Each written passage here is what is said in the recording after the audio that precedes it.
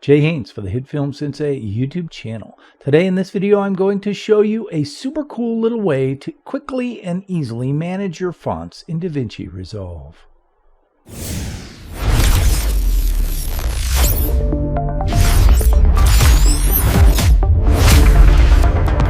So in DaVinci Resolve, under the Edit page, I will go ahead and open up Effects, and under Titles, I will find the Text Plus and bring it down and drag it into the editor timeline.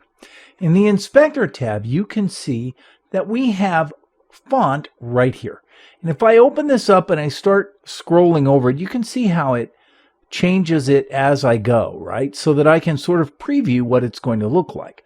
But if you're like me and you have a bunch of fonts, this can really take a long time. So check this out. Right here, there is a little icon. If I click on that, then you can see it brings up this font browser window. And you can fairly quickly go through and see all of the different things.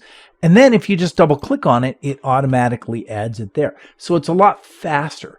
But it's even better than that, because you'll notice that there's a Favorites tab here, and if you click on that, you'll see that I have added a favorite. Well, how do you do that? Under Fonts, let's say, for example, I liked the font, this one, then you just select this star, and then it adds it to the Favorites section.